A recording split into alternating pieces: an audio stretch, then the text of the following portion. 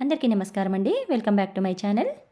ఈరోజు ఈ వీడియోలో ఈ 2026వ సంవత్సరంలో ఆగస్టు 21వ తేదీన శుక్రవారం రోజున వరలక్ష్మి వ్రతం పండుగనైతే మనం జరుపుకుంటున్నాం కదండీ.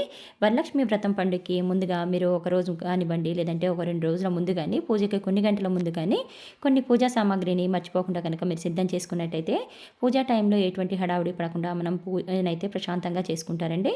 పూజా ఐటెమ్ అనేది మనం ఏవైతే యూజ్ చేస్తామో అన్నీ ఈరోజు ఈ వీడియోలో అయితే క్లియర్‌గా తెలియజేస్తామండి.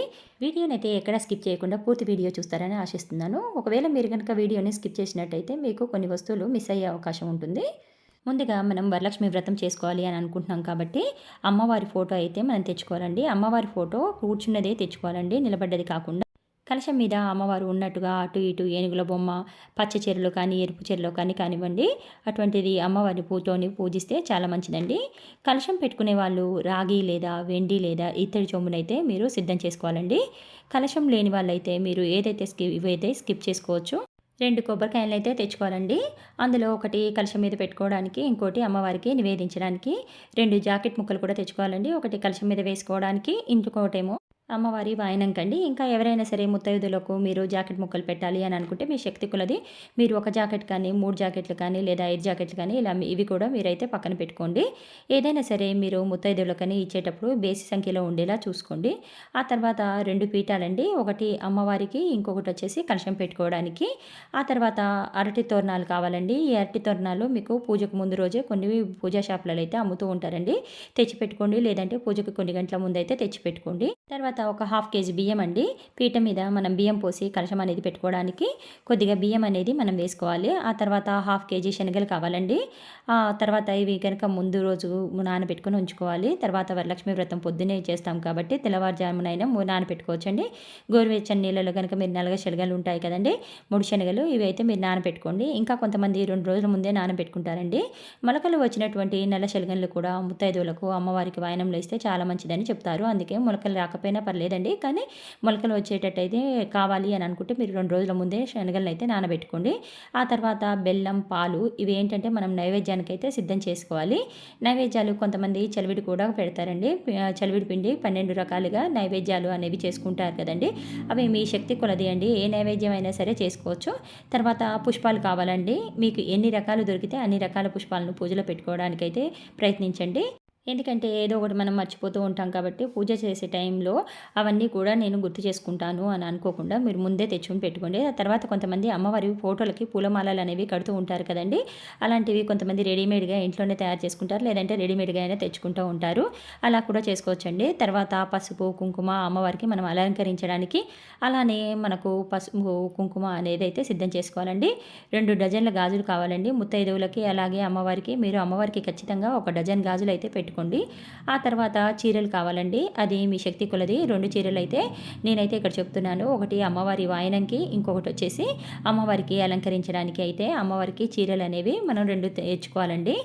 ఒకవేళ కొత్త చీరలు లేని వాళ్ళు పర్లేదండి, మీరు నార్మల్గా జాకెట్ పీస్ని అయితే అమ్మవారికి వాయనంలో పెట్టి అయితే ఇవ్వచ్చండి. ఒక నలుపు రంగు తప్ప మీరు ఏ రంగునైనా సరే అమ్మవారికి చీరగా కానీ, లేదంటే జాకెట్గా కానీ నివేదించవచ్చండి. కుదిరితే ఎరుపు రంగు కానీ, లేదంటే ఆకుపచ్చ రంగు కానీ, లేదంటే పసుపు రంగు కానీ మీకు ప్రాధాన్యత అనేది ఇవ్వండి. ఆ తర్వాత గంధం అండి. గంధం వచ్చేసి అమ్మవారి పటానికి పూజించడానికి, అలంకరణ చేసుకోవడానికి, అలాగే ముత్తైదువులు ఎవరైనా మన ఇంటికి వచ్చినప్పుడు వాళ్ళకి గంధం అనేది పూస్తే చాలా మంచిదండి. ఆ తర్వాత తమలపాకులు కావాలండి. అలానే ఒక్కలు అనేవి సిద్ధం చేసుకోండి.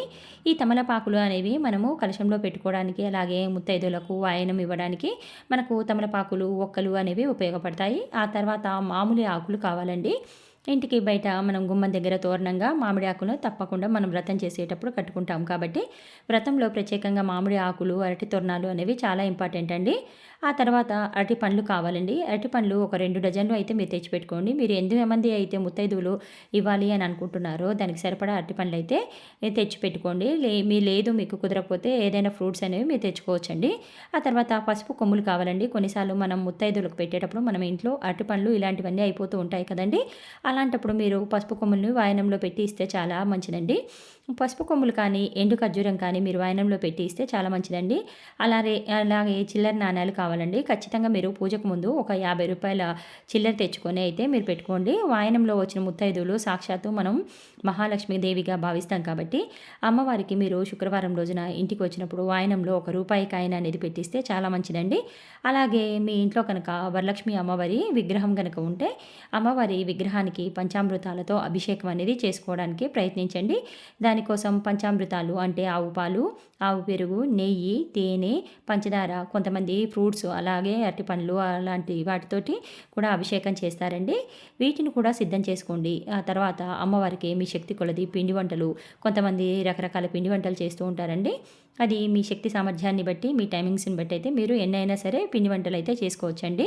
కొంతమంది 5 రకాలు, కొంతమంది 9 రకాలు, కొంతమంది 12 రకాలు ఇలా నైవేద్యాలనేవి అమ్మవారికి సమర్పిస్తారండి. మీ శక్తి కొలది మీకు ఎంత వీలైతే అంతవరకు అయితే మీరు నైవేద్యాలు చేసి అమ్మవారికి నివేదించుకోవచ్చండి. ఆ తర్వాత మనం పూజలో ప్రత్యేకంగా తోరం పూజ అనేది చేస్తామండి. ఈ తోరం పూజకు మనము దారం అనేది సిద్ధం చేసుకోవాలండి. కనీసం మీరు 3 పోగులైతే మీరు దారం అనేది చుట్టుకొని మీరు తోరం అనేది పూజ చేసుకోవాల్సి ఉంటుందండి. ముఖ్యంగా ఒక 3 తోరములు అయితే మనం సిద్ధం చేసుకోవాలి. ఎందుకంటే ఒకటి అమ్మవారికి ఎవరైతే పూజ చేస్తున్నారో వాళ్ళు రెండవది కట్టుకోవాలి. ఇంకోటి వచ్చిన ముత్తైదువులకైతే కట్టాలండి. ఒకవేళ మేము ముత్తైదువులకు ఎక్కువ కట్టచ్చా అంటే కట్టుకోవచ్చండి. మీరు 5 మందికి కట్టాలన్నా 5 మందికి కట్టుకోవచ్చు. లేదు 9 మందికైనా సరే మీరు తోరం అనేది కట్టుకోవచ్చండి.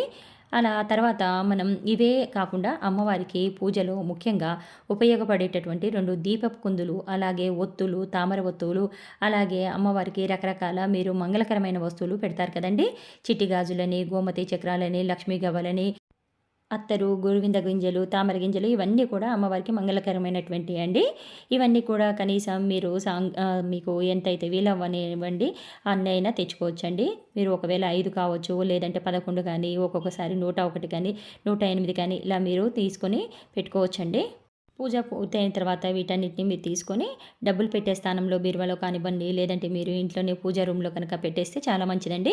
ఆ తర్వాత మనం ఆచమనం చేయడానికి ఒక పంచపాత్ర, ఉత్తరిణి, ఒక చిన్న పళ్ళెం, హారతి ఇవ్వటానికి హారతి పళ్ళెము, అలాగే అక్షింతలు, గంట, అగరబత్తులు, అగ్గిపెట్టె, దీపపు నూనె, ఆవు నెయ్యి కానివ్వండి, లేదంటే నువ్వుల నూనె కానివ్వండి, ఇవన్నీ కూడా మీరు సిద్ధం చేసుకోవాలండి.